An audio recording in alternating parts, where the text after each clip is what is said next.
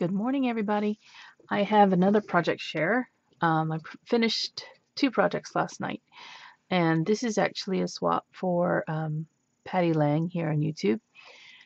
I filmed this actually last night, and then I was looking at the video and I thought, oh, this isn't finished. I had to do a couple more things to call it finished. So, Patty, if you are watching, and you want to be surprised about what you're going to get, please stop the video now and, wait till you get your package. So guys, this was a one-on-one swap that I did with Patty. She asked if I'd want to swap with her. And so we agreed to just make whatever inspires us in a style that we each like. And I asked her what her preference was, and she's more of a vintage, kind of grungy style, I guess, is what she said. And she doesn't make videos, so I couldn't look at any of the stuff that she's made previously to see what she really is into. So I took a stab at it, and this is what I came up with. So Patty, this is your last chance if you want to be surprised by what you're getting in the mail. So as you can see, I used the Graphic 45 paper, and this is from A Lady's Diary, and here's my projects. So I altered one of the balsa boxes from Hobby Lobby, and it is the largest size box that they have in the balsa box, and you can see the shape is kind of like a rounded rectangle. I did use Mod Podge to adhere the paper down, but I did not go over the paper with Mod Podge. This is the natural feel of the paper here on the top and the bottoms. So you can see I used one sheet of paper to cover, or I'm sorry, one design paper to cover, and it's actually two 12 by 12 sheets. So you can see here I used the pattern with the teacups and the teapot, and it goes all the way around, and then even the bottom I reversed the print so that it would be right side up when you would see this on the side of the box. And then on this side and the other side I also reversed, I think this is the reverse side of the paper that I used, and I Mod Podged that onto there. I did use my Tim Holtz Vintage Photo Distress ink to distress the edges of the box where the print comes together. And so what I've done to decorate the top is to basically take a doily, and you're seeing a doily on this side and on this side that is adhered to the box, and I'll show you the inside in a second, but this is the same doily. So I used that, and then I used a couple of different doilies from Julie the Paper Bag Lady. There's 4 doilies underneath this flower that comes from Suha Fuha. It's a rosette with a flat spiral in the middle, and I used some buttons. And the buttons are what I added last, after realizing that it still needed something. So I added some buttons, and I used some vintage laces that I had in my stash, as well as some of the chipboard embellishments that come with the paper line. And I also used some gold metallic lace. Now this is, I don't even remember where I got it from. I wish I did, because I need to get more of it. I really like to use this on projects where you need sort of a vintage looking sparkle on your projects. And all I did was looped it and tacked it down in certain spots so that it would give it added dimension. And you can see I've used a lot of different types of doilies in here as well. So let me just show you kind of the dimension it has on the box.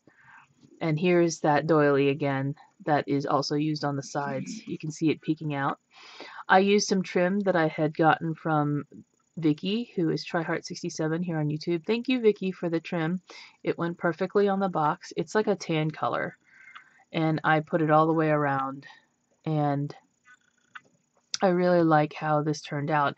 And Patty is both a sewer and a scrapbooker, I guess. So she has a sewing room as well as a scrap room. So I figured this could be something you could use in your sewing room. We agreed not to put any extra goodies in our items or send extra goodies in our items. So this box is going to go with the other project that's inside of it. But that's going to be it, since we agreed not to do that. And both of us probably have a lot in our stash already. So this is the other side of the box. And I think it turned out great. So let me show you the inside and also take out the project that's on the inside. So it'll come like this, and I did not put a latch here simply because I like the way that the lid curves, and I didn't want to break that up with like a latch or something else. I could have put magnets, but it holds just fine. So here is the inside of the box, and you can see here's the second project. I altered a letter P for her, and let me go ahead and take that out. It's kind of tight, but I still fit it in there. Okay.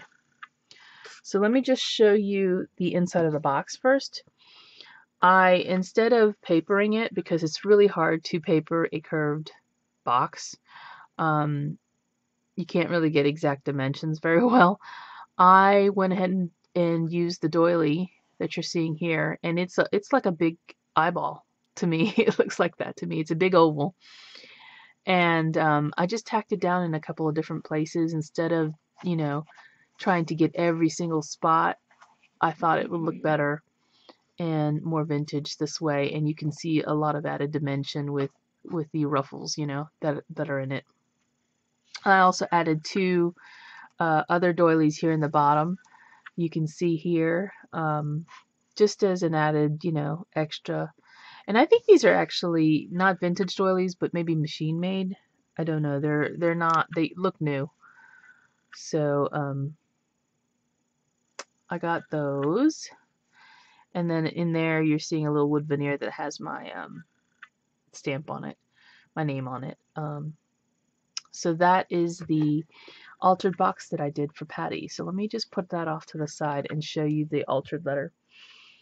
So as I said, Patty had requested that I make something that looked more vintage and grungy kind of. So this is what I've come up with. And let me just adjust the lamp here. I got this letter P at Hobby Lobby, and I used my Lindy sprays. This is the same colors that I used inside of the box. They are the Kissin' Kamiki Coral, the Red Hot Poker Orange, and the Cape Cod Coral, and one more color, Fuzzy Navel Peach. And those are the four colors I used to get this color tone here, as well as one last one that I sprayed all over after. And I think it's in a beige or neutral color. It's like a steampunk thing. I think it was on the name. So I have put some lace that I have in my scrap bin up on the corner here, and then to me it kind of looks like a veil, and then wrapped it around certain spots on the letter. And then I used this cording that I got from Hobby Lobby, and normally it comes in cream, and I again tinted this with Vintage Photo using a paintbrush to kind of give it another color layer here. And then I added some doilies and some paper flowers from Wild Orchid Crafts and I Am Roses in here. And then these beaded flowers are actually from Wild Orchid Crafts. So, and then there's some little tiny doilies. And I used some faux Scrabble letters to spell out Patty's name. And I added a seam binding loop here at the top to hold the P because it's meant to be hung on the wall. And here is a Prima light bulb that says Believe.